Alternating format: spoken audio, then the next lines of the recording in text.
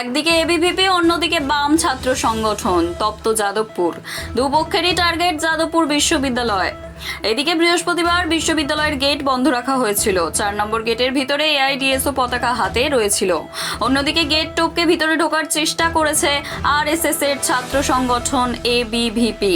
বুধবার রাতের অসান্তিক ঘটনার প্রতিবাদে বৃহস্পতিবার দুপক্ষই পথে নেমেছিল। ময়দানে প্রচুর পুলিশ ছিল। এবিভিপি এবং বামেদের মিছিল আটকানোর চেষ্টা করেছে পুলিশ কর্মীরা। বামেদের হয়ে ময়দানে ছিলেন দীপশিতা ধর, দেবাঞ্জন দেরা। পুলিশের সঙ্গে চলেছে তীব্র বাদানুবাদ। পুলিশি বাধা উপেক্ষা করে এগিয়ে যাওয়ার চেষ্টা করেন দীপশিতা ও দেবাঞ্জনরা। তারা ব্যারিকেড ভেঙে এগিয়ে গিয়েছে। অন্যদিকে ব্যারিকেড ভেঙেছিল এবিভিপিও। উনি যদি চাইতেন তাহলে কালকে রাতের এই তাণ্ডবটা উনি বন্ধ করতে পারতেন, উনি করেননি। কারণ উনি চেয়েছেন এটা হোক। উনি যা করেছেন তাতে উনি বুঝিয়ে দিয়েছেন আসলে যাদবপুর ইউনিভার্সিটিকে এবং সাধারণ ছাত্রছাত্রীদের কি কতটা আবেদন আপনাদের সকলের কাছে যে আপনারা দেখুন, আপনারা খালি আপনাদের জনপ্রতিনিধিদের চিনতে শিখুন। গতকাল রাতে সেই প্রশ্নটা তো রাজ্য সরকারকে করতে হবে, শিক্ষামন্ত্রীকে করতে হবে, উচ্চশিক্ষামন্ত্রীকে করতে হবে।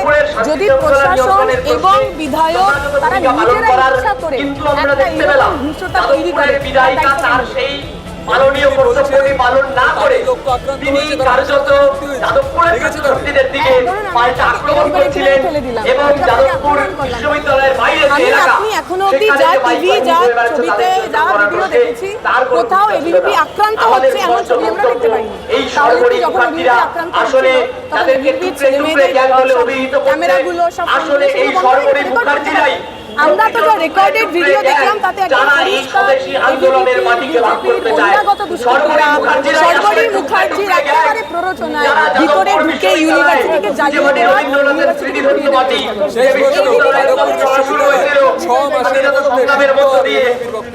শুদ্ধ হবে যদি 6 মাসের মধ্যে বর্তমান রাজ্য সরকারের বুকের পাতা থাকে যাদবপুর ইউনিভার্সিটি ইলেকশন করান, যাদবপুর ইউনিভার্সিটি শুদ্ধ হবে, কারণ এবিভিপি নিচে।